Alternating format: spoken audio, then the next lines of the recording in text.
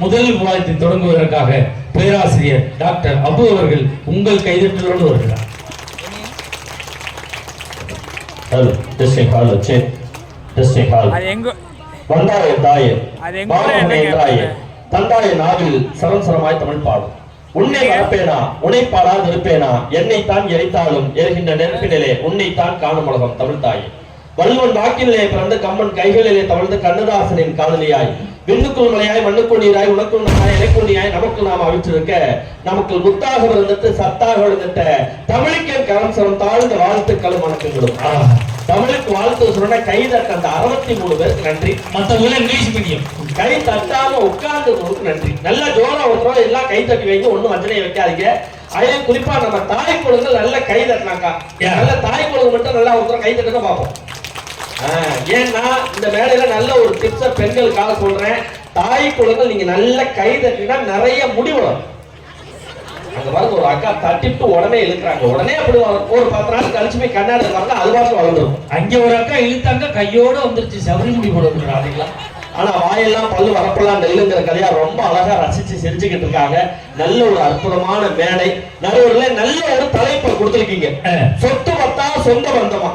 சொத்து பத்து தான் வாழ்க்கையில முக்கியம். பணம் இருந்தாதான் இன்னைக்கு சொந்தக்காரனே நம்மள மதிப்பாங்கிற உண்மையை சொல்றதுக்கு 2 ஆண்கள் வந்திருக்கும். சொந்த பந்தம் தான் முக்கியம்னு புருடா விடுறதுக்கு 2 பெண்கள் வந்துகிட்டு இருக்காங்க. ஆனா ஆணு இல்லாம பெண்ணு இல்லாம நடுவுல 2 கட்டானா நீங்க வந்திருக்கீங்க. என்னையா சொல்ற? என்னையா நீங்க யாக்கா சிரிச்சு என்ன மாட்டி விடுறீங்க? நான் என்ன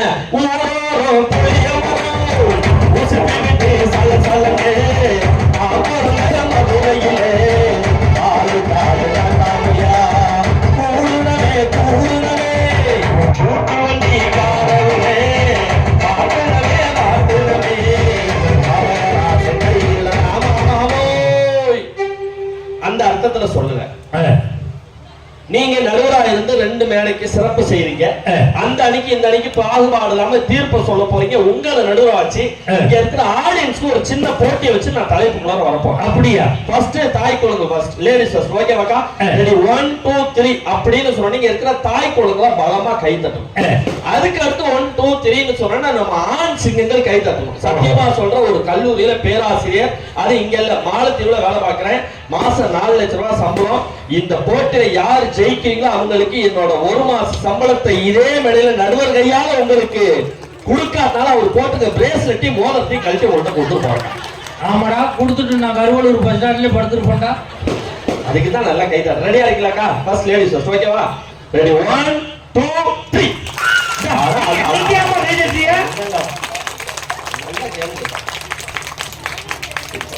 ஆதார் அட்டை வச்சிருக்கியா? அப்பதான் நம்புவேன். நல்லா கேளுங்க. லேடிஸ் கை தட்டா இது 2 தட்டிட்டு உட்கார்ந்து. அது ஆதார் அட்டை ரொம்ப அழகா சொன்னீங்களே.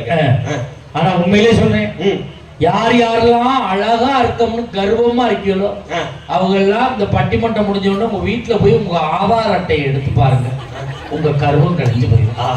ஆதார் அட்டை அடிக்கும் போது, ஆதார் கார்டு எடுக்கும் போது மைக்ல அனௌன்ஸ் பண்ணுவாங்க அவங்க உங்க ஊர்ல, இன்னைக்கு நம்ம ஸ்கூல்ல ஆதார் அட்டை எடுக்கிறாங்க, எல்லாரும் 10 மணிக்கு வந்துருங்க. இந்த பெண்கள்லாம் ஆதார் அட்டை எடுக்கிறாங்களா அப்படி சொல்லி பட்டு சேலை கட்டி 100 ரூபாய்க்கு பூ வாங்கி வச்சு ரெட்டை வடை செயின் போட்டு மேக்கப் போட்டு போய் உட்காருவாங்க. உட்கார்ந்தவொடனே அவன் எடுத்தாச்சு போமான்றான். என்னடி ரெடி சொல்லல, சிரிக்க சொல்லல, எடுத்து விட்டானுவோ அப்படின்னு பார்த்தா 1 வாரம் சென்று போஸ்ட் ஆஃபீஸ்க்கு வரும். போய் அந்த போஸ்ட் ஆஃபீஸ்ல உங்கள்கிட்ட ஆதார் கார்டை எடுத்து பார்த்தீங்கன்னா சாத்தி வச்ச போன மாதிரியே எடுத்து அனுப்பியிருப்பாங்க. அதோட நம்ம வாழ்க்கையை வெறுத்துருவோம். ஆனா நீங்க பாருங்க, பெண்கள் கை தட்ட சொன்னல, ஒரு பேத்தி தட்டாம உட்காந்துட்டு அவங்க பாட்டி தட்டு தட்டு நடுவோட மோதிர தட்டமா தட்டுடி. ஆனா நீங்க என்னதான் சொல்லுங்க, தாய் குழந்தைகள் கையை எதுக்குமா பயன்படுத்துவாங்க? எதுக்கு? புளிய கரைக்கிறது, புருஷனை போட்டு அடிக்கிறது, இதுக்கு தான் அதிகம் பயன்படுத்துவாங்க. ஆனா எங்க ஆண்கள் அப்படி இல்ல. பங்கெல்லாம் ரெடியா இருக்கீங்களா? அவரை காமிச்சிருமா? ரெடி 1 2 3. 5 10 ஆண்களால கெத்துக்கிறத அப்படி ப்ரூவ் பண்ணிட்டு இருக்காங்க நடுவுல. பிரபலம்னா சும்மாவா? அல்ல இந்த பசங்க எல்லாம் எவ்வளவு அழகா சிரிக்கிறானுங்க பாத்தீங்களா? இந்த பசங்களுக்கு எல்லாம் என்ன தேவை? பட்டிமன்றத்துல நீங்க அங்க தீர்ப்பு கொடுங்க, இல்லாட்டி இங்க தீர்ப்பு கொடுங்க, ஆடல் பாடல்குள்ள வச்சுட்டு போங்க. எங்களுக்கு தேவை பிடிச்ச 2 பாட்டை பாடிட்டு போங்க. இப்ப இந்த பசங்களுக்கு எல்லாம் என்ன பாட்டு தெரியுமா பிடிக்கும்? என்ன பாடு? ஒரு காலத்துல கிராமத்துல முறை மாமனே மாமா பொண்ணுன்னு கூப்பிட்டாங்க. முறை பொண்ணு. இன்னைக்கு எல்லாம் மாமா பொண்ணுன்னு யாரும் கூப்பிடுறது இல்ல. எப்படி கூப்பிடுறான்? மைமா பொண்ணுன்னு தான் கூப்பிடுறான் நம்மால்.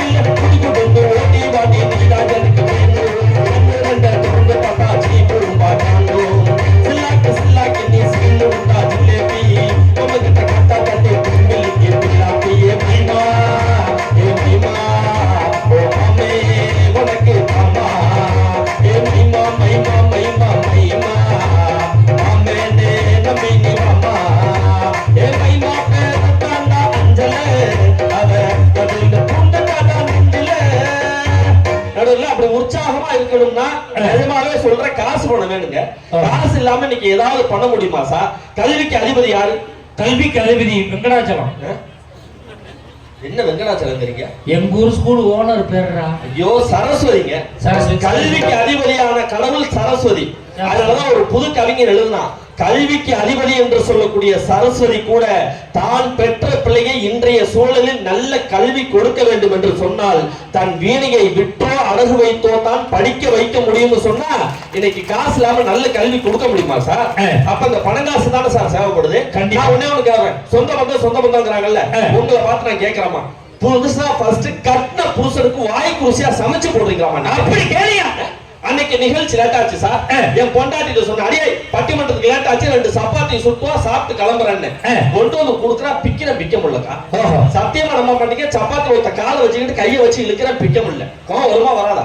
முன்னாடி சப்பாத்தி இது பிச்சு விடுவோம், பிச்சு இப்போ வந்தேன் அப்படிங்கிறேன். சமயக்கட்டுல இருந்து சொல்றான், நான் சுட்ட சப்பாத்தியே பிக்க முடியல, என்ன பிக்கலாம் போய் வேலை பார்த்துட்டு இருக்கிறாங்க. இப்படித்தான் ஐயா. நேத்து என் கொண்டாடி டிவி பார்த்துட்டு இருந்தா. சரி, நைட்டு ஒரு 8 மணி இருக்கும். அடியே தோசை சுட்டு கொண்டாடிக்கிறேன். கொண்டாந்து வைக்கிறா, பிக்க முடியல, சுடுது. பிக்க முடியல, சுடுது. பாரு என்ன லைட்டை போட்டு பாக்குறேன். இப்ப டிவி பாக்குற அவசரத்துல தோசை கல்லோட கொண்டு வந்து வச்சிருக்காங்க. உடனே எங்க மாமியாவை கூப்பிட்டு, எதுக்கு தோசை சுடுறதா சொல்லுங்க, அப்படியே நீங்க சுட்டுட்டு வாங்க தோசை. அந்த அம்மா கொண்டாந்து வச்சா கண்ணக்கரை கருப்பா. எப்படி இருக்கு? கருப்பா. என்ன லைட்டை போட்டு பாக்குறேன். இந்த அம்மா டிவி பாக்குற அவசரத்துல தோசைக்கல்ல குப்பரை போட்டு மாவு ஊத்தி இருக்கு. இந்த குடும்பத்துல நிம்மதி இருக்குமா? சொந்த பந்தங்க லட்சணமாவா இருக்கு. அன்னைக்கு தாகமா இருக்கேன்னு தண்ணி குடிக்கலான்னு போய் ஃப்ரிட்ஜை திறக்கறேங்க. அதுல 4 பட்டு புடவை என் பொண்டாட்டி சொல்லி வச்சிருக்கா. ஐயா நான் பார்த்து கேட்டேன், இவ்வளவு பெரிய பீரோ வாங்கி கொடுத்துருக்கனே, ஃப்ரிட்ஜுக்குள்ள ஏண்டி புடவை வச்சேன்னு கேட்கறேன். வெயில் காலம் ஸ்டார்ட் ஆயிடுச்சு, இதுல வச்சு கட்டினாதான் குழுகுன்னு விட்டாதான் இதுல வச்சாங்க. ஐயா நான் ஒண்ணு அறிவிக்கிறேன், இந்த பவளகுல உத்து மக்கள் நடத்தக்கூடிய இந்த பட்டிமன்றத்துல சரி அந்த ஃப்ரிட்ஜுக்கு பேரை மாத்திரம் என்னன்னு, அதுக்கு பேர் ஃப்ரிட்ஜ் கிடையாது. இன்று முதல் பிச்சைக்கார போட்டி என அறிவிக்கப்படுகிறது. அடா அடா அடா அடா, ஏன் அப்படி சொல்றீங்க? ஒரு காலத்துல மிச்சம் இருந்த சோறு குழம்பை எல்லாம் பிச்சைக்காரனுக்கு போட்டாங்கல்ல, சரி இப்ப ஃப்ரிட்ஜ்ல வச்சிருந்து புருஷனுக்கு போட்டுக்கிட்டு இருக்காங்க. பாத்தீங்களா? எல்லாரும் பட்டிமன்றம் முடிச்சு உங்க வீட்டுல போய் ஃப்ரிட்ஜை திறந்து பாருங்க. 30,000 ரூபாய் 40,000 ரூபாய் கொடுத்து ஃப்ரிட்ஜ் வாங்கியிருக்கீங்கல்ல, அந்த 30,000 ரூபாய் 40,000 ரூபாய் ஃப்ரிட்ஜ்ல வெறும் 150 ரூபாய் ஜாமான் தான் உள்ள இருக்கும். என்ன இருக்கும்? பாதி நறுக்குன எலுமிச்சம்பழம், இவ்வளவு தேங்காய் பத்தை, புளிச்ச மாவு, போன வாரம் வச்ச ரசம் இப்ப விஷமாவே மாறி இருக்கும். நேத்து வச்ச மல்லிகைப்பூ, முழுங்க வேண்டிய மாத்திரை தூக்கி முழுங்கணும்னா மல்லிகைப்பூ வாட வருது. மல்லிகைப்பூ தூக்கி தலையில வச்சா மாத்திரை வாட வருது. சத்தியமான குடும்பம் உருப்புறதுக்கு என்னதான் வழி? ஒரு 10 நாளைக்கு அந்த ஃப்ரிட்ஜ் அந்த பெண்கள் பூரா ஆண்கள் கண்ட்ரோல்ல மாத்தி விட சொல்லு. ஆண்கள்ட்ட விட்டா என்ன ஆகும்? நம்மால அதுல உள்ளத பூரா தொடச்சி எடுத்துட்டு சரி நேர பாண்டிச்சேரிக்கு வண்டி எடுத்துட்டு போவோம். எடுத்துட்டு போய் வாங்கிட்டு வந்து ஏத்துனான்னு வச்சுக்க, லோடா ஏத்துவான். இந்த பெண்கள் வச்சிருக்க ஃப்ரிட்ஜை திறந்தோம்னா கப்புவோட அடிக்கும். நம்ம ஃப்ரிட்ஜை திறந்து வர கிளிக் கிளாக்னு சவுண்டோட இருக்கும். எவ்வளவு உற்சாகமா இருக்கும் சார். அந்த ஃப்ரிட்ஜை வாங்குறது கூட காசு இருந்தா தானே சார் வாங்க முடியும், இல்லாம எதுவும் பண்ண முடியுமா? அதனாலதான் அன்னைக்கே பாட்டுல சொன்னா, ரூபா நோட்டுல வாழ்றாரு காந்தி, வாய்க்கரையா சோரா புன்னகையை ஏந்தி, காசை பார்த்தா காந்தி தாத்தா போல நாம் சுமிப்போம். ஆரம்பம் அயாதி பேரிங்கம் பம் பம் பம், காசு மேலே காசு வந்து முட்டுகிற நேரமே, காசை கருவ காசலட்சுமி கட்டுகிற நேரம் இது. ஆனா நடுவர்களே, இந்த மாமன்றத்துல சொல்லிட்டு இவ்வளவு அறிஞர் பெருமக்கள்லாம் இருக்கிறாங்க. இவங்க முன்னாடி என்னுடைய பெருமையை ஒண்ணு சொல்லணும். உனக்கு என்னப்பா பெருமை இருக்கு? அப்படி கேவலமா சொல்லாதீங்க, எனக்குன்னு ஒரு பெருமை இருக்கு. என்ன சொல்லு? இப்ப இந்த கொரோனா காலகட்டத்துல கூட எல்லாமே பாத்தீங்கன்னா 10th 12th எக்ஸாம், பப்ளிக் எக்ஸாம்லாம் அப்படியே டைரக்டா பாஸ் ஆகி வந்தாங்க. அந்த 2019-20 ஆமா கொரோனா காலகட்டத்துல. ஆனா நான்லாம் படிச்சப்ப கஷ்டப்பட்டு படிச்சுதான் பப்ளிக் எக்ஸாம்ல பாஸ் ஆனேன். நிஜமா சொல்றேன், இந்த கட்டுவர் நிறைந்த சபையில சொல்றேன், 10th பப்ளிக் எக்ஸாம்ல 500க்கு 499 எடுத்த ஒரு பேராசிரியர் தான் உங்க முன்னாடி பேசியிருக்கேன். நல்ல ஒரு அரங்கிலிருந்து கைத்தட்ட எனக்காக. 500க்கு 499 எடுத்த சார். எவ்வளவு? 500க்கு 499 எடுத்தேன். அப்படின்னா ஸ்டேட் ஃபர்ஸ்ட். ஆமா. உன் பேரு பேப்பர்ல வரல. எனக்கு அதே வருத்தம் தான். நேரா எடுத்து ஹெட் மாஸ்டர் போயிட்டேன். சார் என்ன சார் 500க்கு 499 மார்க் எடுத்திருக்கேன், ஒரு பேப்பர்ல என் பேர் வரலன்னு. அதுக்கு எங்க எச்எம் சொன்னார், மரியாதையா ஓடி பேரு இந்த 500க்கு 499 10th பப்ளிக்ல மட்டும் வாங்கணும். நீ 1ஆவதுல இருந்து 10ஆவது வரைக்கும் வாங்கின மொத்த மார்க்கே அவ்வளவுதான். அது பரவாயில்ல, நம்ம பேர் தெரியும் ஃப்ராட் பண்ணுவாங்கன்னு எனக்கு தெரியும். ஆனா நான் அப்படி கிடையாது. ஒரு உண்மையத்தான் ஒரு மேடையில சொல்லுங்க. ஆஹா, வீடியோ எடுத்துக்கிட்டு இருக்காங்க. இப்பதான் +2ல 600க்கு பரிசை வைக்கிறாங்க. ஆமா, 11th 600, 12th 600. ஆமா, நான் படிக்கும் போதெல்லாம் 1200. 1200க்கு 1194 மதிப்பெண் எடுத்த மகாராஜா உங்கள் முன்னால் இருக்கிறேன். இதுக்கு நம்பி தட்டலாம். எப்படின்னு கேட்போம். 1ஆவதுல இருந்து 12ஆவது வரைக்கும் வாங்கின மொத்த மார்க்கே அவ்வளவுதான். நீங்க பொய் சொல்ல மாட்டேன் மேடையில.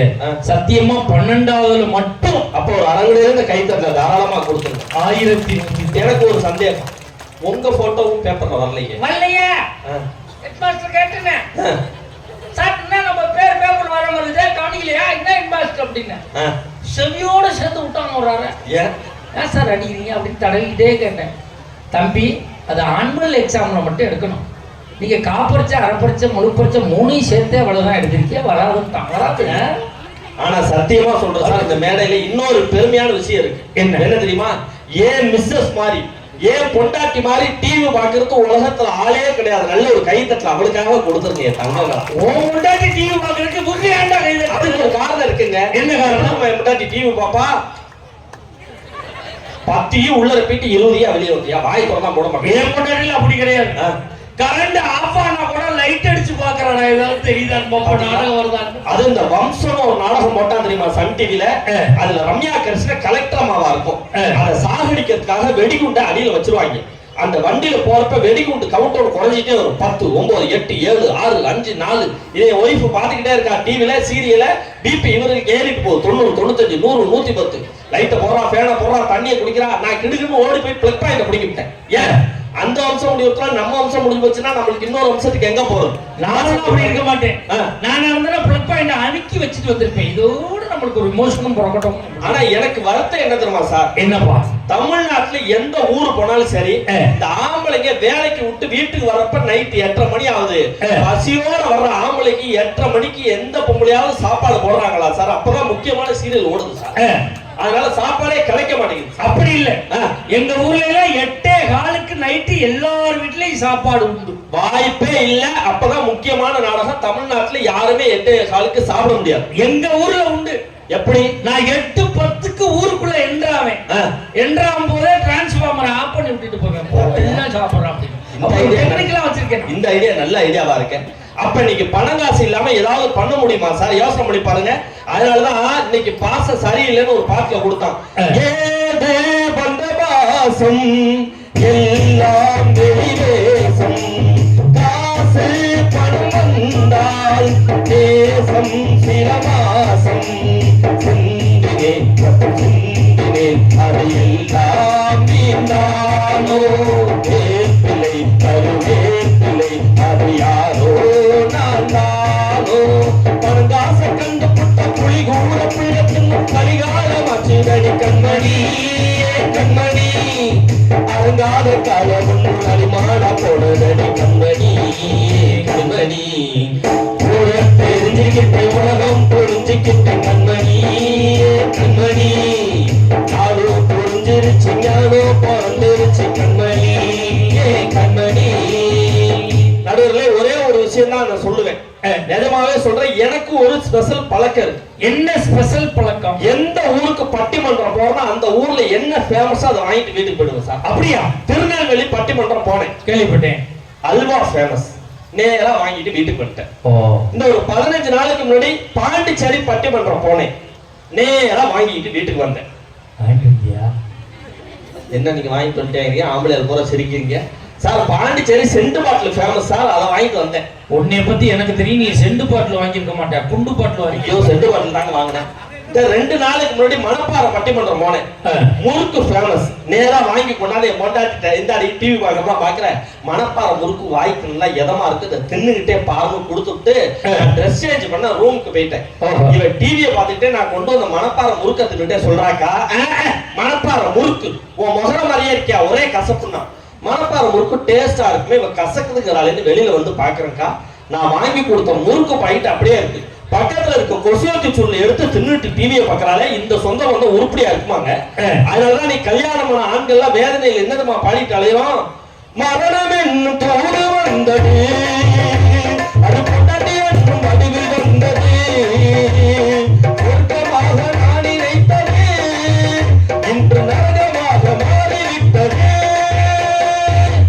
பொண்டாட்டியே போ போ, பொருந்தியாலே வா வா. பெண்கள் காட்டும் அன்பு என்பது நம்மை பித்தனாக்கி அலைய வைப்பது, ஆண்கள் காட்டும் அன்பு என்பது நம்மை ஆட்படிச்சு அசர வைப்பது. யாருக்காக?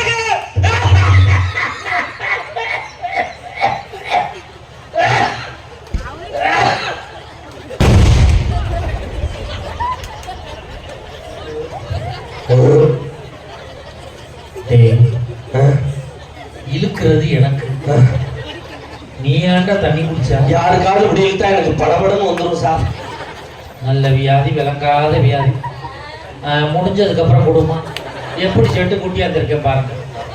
இழுக்க இலைய விட்டுட்டு முடிஞ்சதுக்கப்புறம் சாரம். இப்படித்தான் நேற்று நைட்டு 8 மணி இருக்கு நான் தோசை சாப்பிட்டுக்கிட்டு இருந்தேன். என் மனைவி டிவி பார்த்துக்கிட்டு இருந்தான். எனக்கு தோசை விக்கிருச்சு, தோசை விக்கிருச்சு. அவ முடியட்டு மாறேன், முடியட்டு மாறேன், நாடகம் முடியட்டு மாறம்னால எனக்கு முடியட்டு மாறம்னாலும் தெரியாம இன்னும் பைதுக்கிட்டு நான். அப்ப இந்த சொந்த பந்தத்தால மகிழ்ச்சி இருக்குமா சார்? இன்னைக்கு சொந்த பந்தம் சரி கிடையாது, நான் உங்களை வச்சே ப்ரூவ் பண்ணட்டா? பண்ணியா? நான் சத்தியமாய் குறிப்பா கல்யாணமான ஆண்களுக்கு ஒரு கேள்வி கேட்கிறேன், கரெக்டா பதில் சொல்லுங்க. குறிப்பா கல்யாணமான ஆண்களுக்கு இந்த கேள்வி. 7 ஜென்மத்துக்கும் 7 ஜென்மத்துக்கு இப்ப இருக்கிற மனைவியே எனக்கு பொண்டாட்டியா வரணும்னு நினைக்கிற ஆண்கள்லாம் கை தூக்க பார்ப்போம். அங்க மிரட்டுறாங்க. என்ன நீங்கள் கையை நான் ஏன் தூக்குறேன்? ஆனா ஒரு அண்ணன் மட்டும் தூக்குனாரு. காரணம் என்ன தெரியுமா? பக்கத்துல வீட்டுக்காரமா அந்த கருவாய் கட்ட அவனுக்கு திராவட்டா தூக்கு கையை ஒரே வலி தாங்க முடியாம தூக்குறாரு. ஆனா இதே கேள்வியை நம்ம தாய் கொடுத்துரு கேளுங்களேன். 7 ஜென்மத்துக்கு இதே புருஷன் தான் வேணுமானா எல்லா பெண்கள் கை தூக்குவாங்க. ஏன்? அன்பு பண்பு பாசமா. எந்த ஜென்மத்துல இப்படி ஒரு இளிச்சவாய் புருஷன் எனக்கு அதப்பா. அதனால 7 ஜென்மத்துக்கு இவரே புருஷன் அவர்தான். அந்த ஒரு கணக்கு தாங்க. இப்ப நான் கேட்கிறேன், கேளுங்க. எல்லா பெண்களையும் பார்த்து கேட்கிறேன், புருஷனோட பாஸ்போர்ட் சைஸ் போட்டோவை மணி பர்ஸ்லயே வச்சிருக்கிற பெண்கள் கைதுங்க பாப்போம். ஒரு குழந்தை அழுகிறது, மைக் செட் அருகில் வைத்திருக்கிறார்கள். அதற்கு உரிய அப்பா அம்மா பிள்ளை பேரை சொல்லி வந்தா கூட்டிட்டு போங்க. புள்ள அழுதுச்சுன்னா விட மாட்டோம். அந்த குழந்தை அழுதுட்டு இருக்கு, அவருடைய பெற்றோர்கள் எங்க இருந்தாலும் வந்துடலாம். நீங்க தயவு செஞ்சு அந்த கேள்வியை திரும்பி கேளுங்க. அந்த புருஷனோட பாஸ்போர்ட் சைஸ் போட்டோவா மணி பர்ஸ்ல வச்சிருக்கவங்க யார் யாரு? அந்த ஒரு அக்கா சொல்லுது, அந்த ஆளு வீட்டுல வச்சுக்கிறதே பெருசு, இதுல மணி பர்ஸ்ல தான் வச்சுக்கணுமா? மணி பர்ஸ்ல அப்படிங்குது. இங்க 2 பேர் கை தூக்கிட்டு சொல்றாங்க, வந்து நம்ம மணி பர்ஸ பார்க்க போறோம், சும்மா தூக்கு கைக்கு அப்படின்னு. ஆனா என் மனைவி என்னோட பாஸ்போர்ட் சைஸ் போட்டோ 2 போட்டோவை மணி பர்ஸ்ல வச்சிருக்காங்க. நல்ல ஒரு கைத்தறல கொடுங்க சார், நல்ல ஒரு கைத்தறல கொடுங்க. அந்த அளவுக்கு வச்சிருக்கா, அந்த அளவுக்கு 2 போட்டோ வச்சிருக்கா, அந்த அளவுக்கு பாசம் ஆடின்னு கேக்குறேன். லோன் வாங்குறதுக்கு ஒட்டுறதுக்கு வச்சிருக்காடா. பாத்தியா? ஒட்டி விட்டு சாட்சி கையெழுத்துக்கு போட்டு விட்டுருவோம், நான் காலம் பூரா லோன் கட்டிக்கிட்டே தெரிய வேண்டியது. பாத்தீங்களா? நடுவர்களே, நான் ஒண்ணு சொல்றேங்க. இன்னைக்கு சொந்த பந்தம் சரி கிடையாது சார். சந்தேகத்தின் மறு உருவமே பொண்டாட்டி தான். அது தெரியுமா? அது உண்மை. கல்யாணமான முதல் நாள் என் பொண்டாட்டி பார்த்து ஒரு காதல் பாட்டு பாடுனேன். 1000ல் ஒருத்தி அம்மா நீ, உலகம் அறிந்திடாத பிறவி அம்மா நீ. பாட்டு எப்படி இருக்கு? அருமையா அப்படி நினைச்சா நானும் பாடுனேன். ஃபர்ஸ்ட் லைன் தாக்கா பாடுனேன். 1000ல் ஒருத்தி அம்மா நீ. அப்படியே சட்டையை பிடிச்சா 1000ல நான் ஒருத்தரா மீதி 999 பேர் எங்க இருக்காங்க மரியாதையா சொல்லுன்னு கேக்குறாளே. இந்த சொந்த பந்தம் உருப்படியா இருக்குமா? இது உண்மைதான். என் மனைவி தீபாவளிக்கு ட்ரெஸ் எடுக்க 10,000 ரூபாய் கேட்டா, பட்டு சேலை எடுக்க. சரி, நான் 1000 ரூபாய் கொடுத்து இதுக்கு ஒரு காட்டன் சேலை வாங்கி கட்டிட்டு சும்மா ராணி மாதிரி இருப்பாயினே, அது கடிக்கிறான். ஏன் ஏன்டி அடிக்கிறான்னு கேக்குறேன். அந்த ராணி யாரான்னு கேட்டு அடிக்கிறானா? நீ புதுக்கோட ராணி சொல்லிட்டு போக வேண்டியது. உனக்கு தொந்தரவுடா, இந்த வேலையே ஆவாதுங்கிற நான். அப்ப சொந்த பந்தம் இன்னைக்கு சரி இருக்கா சார்? சார் நிஜமாவே சொல்றேன். சொல்லியா? ரொம்ப நாளா எனக்கு உங்கள்கிட்ட ஒரு கேள்வி கேட்கணும்னு ஆசை. எந்த கேள்வி வேணும்? ஏன்னா தமிழ்நாட்டுல இன்னைக்கு நிறைய இலக்கிய மன்றங்களை பட்டைய கலப்புறீங்க நடுவா. ஆமா. இன்னிசை பாட்டு பட்டிமன்றம் சூப்பரா நடுவரா தீர்ப்பு சொல்லிக்கிட்டு இருக்கீங்க. பழைய பாட்டு புதிய பாட்டு எதுவா இருந்தாலும் அவ்வளவு அற்புதமா பாடுறீங்க. உங்களை நடுவராச்சு இங்க மக்களுடைய சாட்சியா ஒரு தமிழ் பாட்டு நான் பாடுறேன், அதுக்கான விளக்கத்தை ஒரு நடுவருங்கிற முறையில நீங்க தமிழ் பாடல் தானே பாடு, நான் விளக்கம் சொல்றேன். நான் இப்ப தமிழ் பாட்டு ஒண்ணு பாடுவேன், அதுக்கு நடுவர் விளக்கம் கொடுப்பா, நீங்க தான் சாட்சி. ஓகேவா? சிங்கம்ங்கிற திரைப்படத்துல இருந்து ஒரு பாட்டு பாடுறேன். நம்ம சூரியன் நடிச்சது பாத்தீங்களா? ஹீரோ பேர்லாம் கரெக்டா தெரியுது, அப்ப விளக்கமும் தெரியும். சிங்கம்ங்கிற திரைப்படத்துல தூய தமிழ் பாட்டு, அதுக்கான விளக்கத்தை நீங்க கொடுக்கணும், மக்கள் சாட்சி. ஓகேவா? ரெடியா இருக்கீங்களா? Everybody listen to some pam pam pam. Everybody remember jump pam pam calling a party. Everybody move it now. Everybody running coming say to party. Everybody listen to some pam pam. Everybody giving checking moving coming naughty. Everybody going. Everybody time to live on the life of the party. விளக்கத்தை சொல்லுங்க. அவங்க சிரிக்கிற நல்ல ஒரு கைத்தட்டல கொடுங்க, அப்பதான் விளக்கத்தை சொல்லுவார்.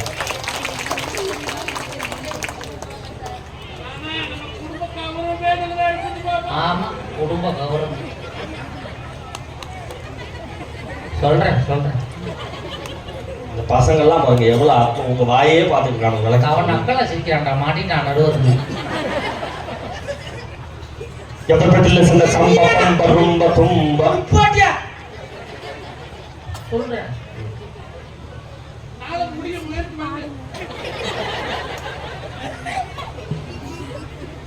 எப்பப்பட்டில சின்ன சம்பவம் நான் யோசிச்சு கொண்டு வந்து சொல்ல வரும்போது நீ பாடி அதை க்ளோஸ் பண்ணிடுற. சார் நான் எதுவும் சொல்லல, நீங்களே சொல்லுங்க விளக்கம். அத முதல் வரிய பாடு. எப்பப்பட்டில சின்ன சம்பவம் சொல்லு.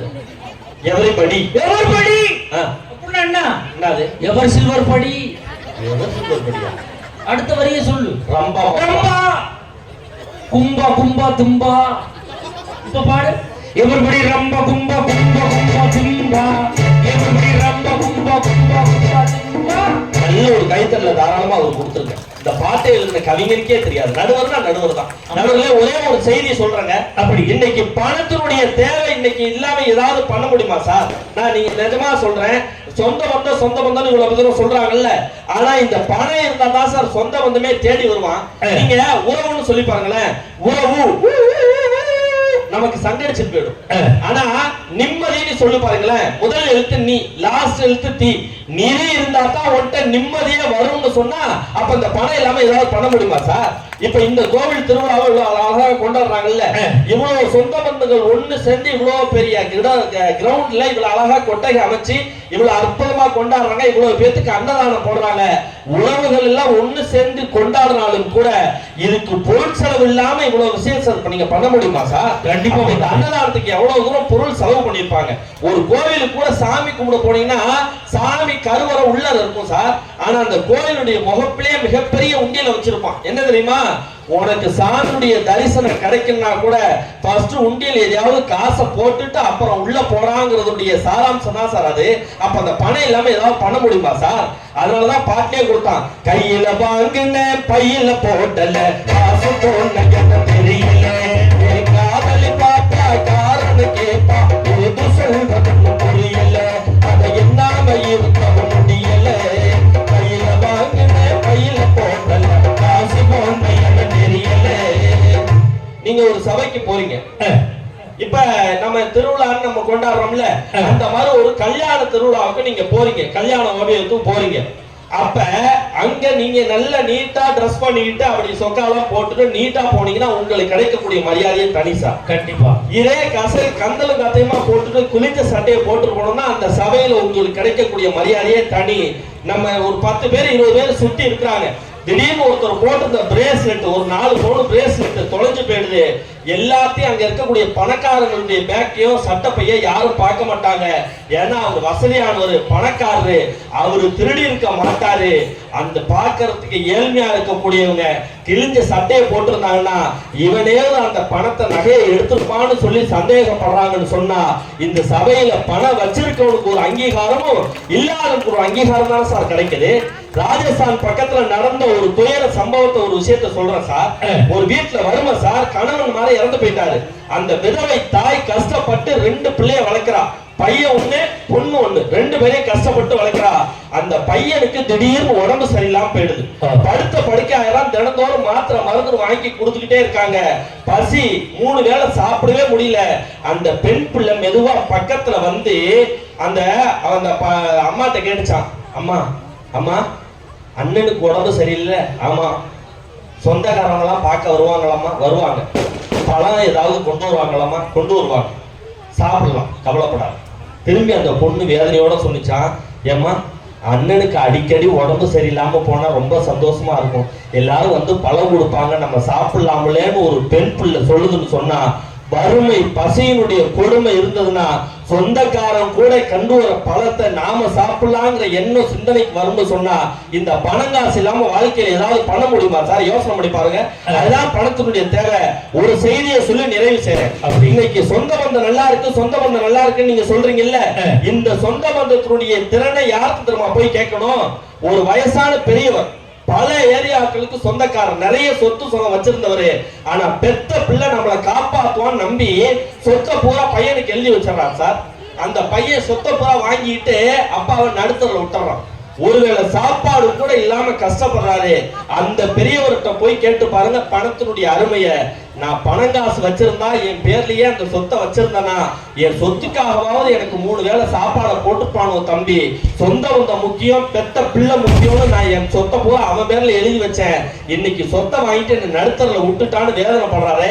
இது இன்னைக்கு இல்ல, கண்ணதாசன் பல வருஷத்துக்கு முன்னாடியே சொன்னா. ஒரு குளம் இருக்குன்னு வச்சுக்கோங்களேன், குளத்துல தண்ணி இருந்தாதான் சார் மீன் வாழ முடியும். உண்மையா இல்லையா? தண்ணி இருந்தாதான் அங்க மீன் இருக்கும். மீன் இருந்தாதான் அதை கொட்டி திங்கிறதுக்காக கொக்கு வரும். அது போலதான் பெத்த பிள்ளையாவே இருந்தாலும் உன்கிட்ட பணம் இருந்தாதான் அவன் பெத்த பிள்ளை. காசை கொடுத்தா தான் நீ டாடி, இல்லாட்டி ஆயிடுவ கேடி.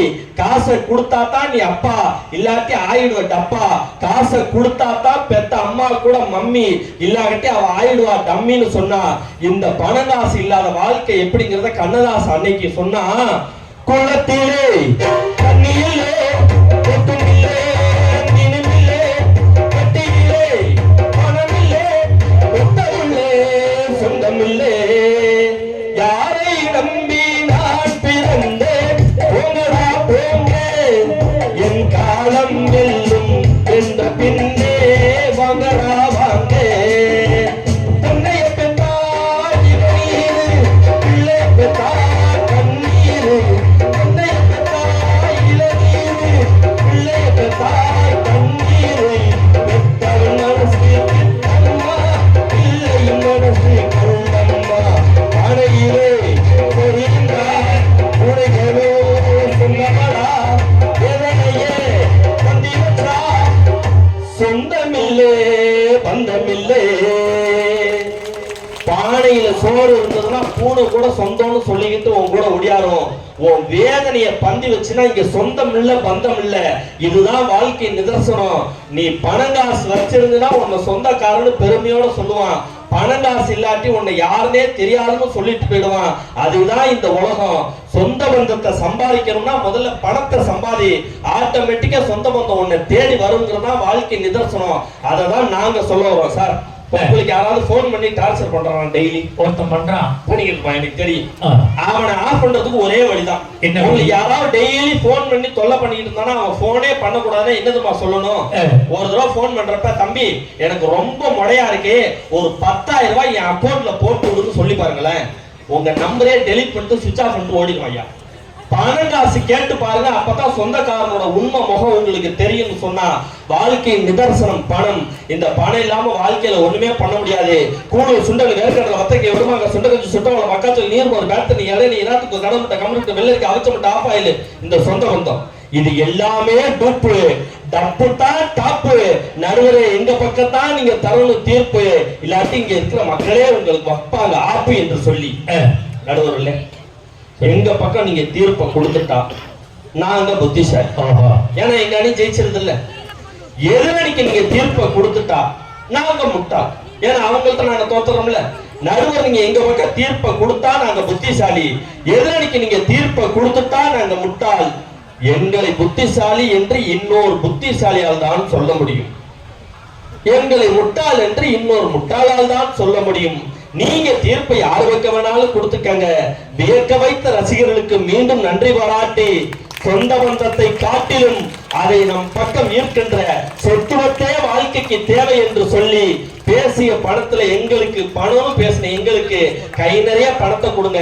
சொந்த பந்தோடு புருடா விட்ட வாழ்ந்த 2 பேத்துக்கும் அந்த மாவளுக்கு மாவை கொடுத்து விரட்டி விடுங்கன்னு சொல்லி நல்ல வாய்ப்புக்கு நன்றி பாராட்டி, மனிதனுடைய மனநிறைவான வாழ்க்கைக்கு அதிகம் தேவை சொந்த பந்தத்தை காட்டிலும் சொத்துவத்தே என்று உண்மையை சொல்லி விடுகிறேன். நன்றி, வணக்கம், ஜெய்ஹிந்த். அருமையான பேச்சு. கடைசியில முடிக்கும் போது என்னை சிக்கல்ல போட்டான். முட்டாளா அறிவாளி? நான் எவ்வளவு பெரிய அறிவாளிங்கிறது எனக்கு தெரியும். நான் உண்மையை சொல்றேன். எனக்கு கல்யாணம் பண்ணி 13 வருஷமா என் குடும்பத்துல எங்க அம்மாவுக்கும் என் பொண்டாட்டிக்கு மாமியா மருமக சண்டையே வந்ததில்லை. கைதுங்க, கோயில்ல இருந்து சொல்றேன், போய் சொல்ல வேண்டாம், சத்தியம் சத்தியம். 13 வருஷமா என் பொண்டாட்டிக்கு அம்மாவுக்கு மாமியா மருமக சண்டையே வந்ததில்லை. எங்க அம்மா செத்து 13 வருஷம் இருந்தாலும் சண்டை வருது. போய் சாப்பிட்றா, உருள்றா, பிறல்றா. எங்க அம்மா போயிடுச்சு, எங்க பெரியம்மாவை கொண்டு வந்து வச்சு என் பிள்ளைகளை பாத்துக்கிறேன். என் பெரியம்மா எனக்கு அம்மா மாதிரி தானே. போன வாரம் தொண்டை வலிக்குதுன்னு இருக்காங்க, இவன் டாக்டர் கூட்டி போயிருக்காங்க. டாக்டர் எங்க பெரியம்மா வாயை திறக்க சொல்லி உள்ள லைட் அடிச்சு பார்த்து என் பொண்டாட்டியை கூட்டிக்க, ஆமா நீ தானே மருமவோ? ஆமா சார். உன் மாமியாவுக்கு உள்நாக்கு வளர்ந்துருக்கு, ஒரு 15,000 ரூபா கூட ஆபரேஷன் பண்ணணும்னு இருக்காரு. என் காசு தானே இப்போ கொடுத்துட்டு வர வேண்டியான்னு இப்போ டாக்டர் கூப்பிட்டுக்கா. எக்ஸ்கியூஸ் மீ சார், நீங்கள் கொஞ்சம் இங்கே வாங்கிட்டு இருக்கோம். என்னம்மா சார், நான் 30,000 தரேன், இந்த வெளியில தொங்குற நாக்கை இப்படியா நறுக்கி விட்டுருங்க சாப்பிட்டுருக்காயா. இப்போ எங்கள் அம்மா சாப்பிட கூட வாயை திறக்க மாட்டேங்குது. எங்க அம்மா வாயை திறந்தாலும் கத்திரிக்கோலை காட்டுறான். எங்க அம்மா பள்ளி மாதிரி நாக்க உள்ள இருக்கு. இந்த உறவான சந்தோஷம் இருக்கா? யோசிச்சு பாருங்க. என்ன உறவு பணம் தானே தேவை. ஒரு காலத்துல வலிச்சா புள்ள, இப்ப கிழிச்சா புள்ள. ஒரு காலத்துல பிறந்த உரம் புள்ள, இப்ப பிறக்கிற உரம் கீரி புள்ள. என்ன கீரிதான் புள்ள பிறகு. அது பாருங்க, முன்னாடி குழந்தை பிறந்தவங்களை பார்க்க போனா ஆஸ்பத்திரியில எது பிரசவ வார்டுன்னே கேட்க வேண்டியதில்லை. தாய் ஒரு பக்கம், புள்ள ஒரு பக்கம். இதாண்டா பிரசவ வார்டுன்னு போய் குழந்தைய பார்த்துட்டு வந்தோம். போன மாசம் குழந்தை பிறந்திருக்குன்னு பார்க்க போறேன். தாயே அழுவல, பிள்ளைய அழுவல, புருஷன் கிடந்து அழுதுன்னு கிடக்கிறான். நீ ஆண்டா அழுவல, ஆபரேஷனுக்கு 1 லட்சம் பணம் கண்டது நான் தாண்டா அப்படின்னு அவள் அழுதுன்னு கிடக்கிறான். அதையும் பிரிச்சு விட்டுருக்காங்க பாருங்க. முதல் பிரசவம்னா அப்பக்கார பணம் கட்டணுமா, 2வது பிரசவம்னா புருஷன்கார பணம் கட்டணுமா, 3வது பிரசவம்னா நான் கட்டுவேன் பணம், 4வது நீ கட்டுமா. நிம்மதி இருக்கா? ஒண்ணு நினைச்சுக்கங்க, பொண்டாட்டியிலே 3 டைப் ஆஃப் பொண்டாட்டிஸ் இருக்கு. 3 வகையான பொண்டாட்டி. ஃபர்ஸ்ட் டைப், சாப்பாடை போடுவா, சாம்பாரை ஊத்துவா, பிசைஞ்சு வாயில வைப்பான், உப்பு இருக்காது. எனக்கு உப்பு இல்ல, பதிலுக்கு அவ பேசுவா. ஏன் உப்பு போடாத சாப்பிடுவியோ, நீ உப்பு போட சாப்பிட மாட்டியோ, உனக்கு கையிலேயே காலையிலேயே கத்துவா. இவ்வளவு கூட கணக்குல சேர்த்துக்கலாம். நம்பர் 2, என்னடி சாம்பார் உப்பு இல்ல, வாயிலே முணங்குவா. மொட்டை போக கழிச்சலோ, கை பசில லாரி போது, பசு போது, அடிப்படி தொகையமா வந்து நம்ம இங்கிலீஷ் கொடுக்கணும். இவளையும் கணக்குல சேர்க்கலாம். நம்பர் 3, இவதான் கொஞ்சம் டேஞ்சரான ஆள். என்னடி சாம்பார்ல உப்பு இல்ல, பதிலே பேச மாட்டான், இப்படி பரபர முடிப்பா. இவதான் சோத்துல விசத்த வைக்கிறோம், சுலோ பாய்சன். இவர்கிட்ட தான் கொஞ்சம் உஷாரா இருக்கும். என்னம்மா என்ன சந்தேகம்? எனக்கு 7 கொண்டாடி, அதனால 3 கொண்டாடிய பத்தி தெரியும். திருப்பூருக்கு வேலைக்கு போயிட்டாங்க, இதான் வயிறுகிட்ட வாங்கி. வாழ்க்கை அப்படி இருக்கு. எங்க சந்தோஷம் இருக்கு, எங்க நிம்மதி இருக்கு? இல்ல இல்ல, பணம் தானே வாழ்க்கை. இந்த மைசூர்காரன் உட்கார்ந்துருக்காங்க, இந்த அண்ணன் உட்கார்ந்து சிரிச்சு பார்க்கிறாரு பட்டிமன்றத்தை. அவர்கிட்ட போய், அண்ணே இன்னைக்கு நீங்க செட்டு போட்ட காசு இல்லைன்னு சொல்லுங்க, வயலை பிடிக்கி வாயில சொல்லி விட்டு போயிடுவாங்க. கொஞ்சம் போங்கடா. உண்மை சார். இந்த பெண்கள் எப்படிப்பட்ட ஆட்கள் எங்களுக்கு தெரியும். ஒரு 150 ரூபாய்க்கு செருப்பு வாங்கட்டும், 10 வீட்டுல காட்டிட்டு தான் காலிலே போடும். அக்கா கோயம்புத்தூர்ல வாங்கினாங்க, 250 ரூபா சொன்னா, 150 ரூபாய்க்கு வாங்கிட்டேன். 150 ரூபாய் வாங்கிட்டு 10 வீட்டுல காட்டிட்டு தான் காலிலே போடும். ஆனா என் ஆம்பளை அப்படி கிடையாது. 1500 ரூபாய்க்கு தண்ணி அடிச்சிருப்பான். எவன்கிட்டயா சொல்றானா? எவன்கிட்டையும் சொல்ல மாட்டான். ஏன் தலைதான் தொங்கிருமே, தலை நிமிர்ந்து அவளை சொல்றது கண்ணனு. வாழ்க்கை அவளை சிக்கல். நேற்று எங்க ஊர்ல ஒருத்தன் ஃபுல்லா தண்ணியை போட்டு தெருவில் ஆடிக்கிட்டே வந்தான். பொண்டா சொன்னா குடிக்கிறப்ப ஏன்டா குடிக்கிறா அப்படின்னா, தப்புன்னு அவன் காலில் வந்து அவன் காலை பிடிச்சிக்கிட்டான். நம்ம குடிக்க மாட்டேன்னா இவன் சொன்ன ஊரே வேடிக்கை பார்க்கல, எந்திரிச்சு போயான்ட்டான். இவனும் எந்திரிச்சு போயிட்டான். வீட்டுல போய் காலை பார்த்துருக்கா, போலீஸை கழட்டிட்டு போயிட்டாங்க. இவன் சொறையா திரும்பிக்கிட்டே இருந்திருக்கான், இவன் சொறை இல்லாம கொடுத்துட்டே இருந்திருக்கான். இன்னைக்கு என்ன ஐடியா பண்ணா தெரியுமா? கொல்லிமலை எட்டுக்கையம்மன் கோயில்ல போய் தாயத்து வந்துருச்சு, கட்டி விட்டுக்கா. 4500 பெரிய தாயத்து வந்துருச்சு. பஸ் ஸ்டாண்ட்ல வந்து இறங்கினோடனே அவன் உற்சாகம் இருக்கான். தண்ணி அடிக்க தானே பிளான் பண்றான்னு சொல்லிட்டு காசு அப்புறம் வாங்கிட்டு 5 ரூபா கொடுத்துட்டு இருக்கான். போய் யூரின் போயிட்டு வேன். போறவன் அரை மணி நேரத்துல முழு போதையில வந்திருக்கான். ஏழா காசுன்னு இருக்கா, தாயத்து போயிட்டேன்னு இருக்கான். எவ்வளவு கொச்சு கொடுத்தேன்னா 1200 கொச்சம் இருக்கான். வாழ்க்கை அவ்வளவு சிக்கல்ல போயிட்டு இதையெல்லாம் தாண்டி தான் வாழ வேண்டியது இருக்கு. இதான் விதி பலன்கள். காப்பி குடிக்க வாய்ப்பு இல்லை இப்பொழுது.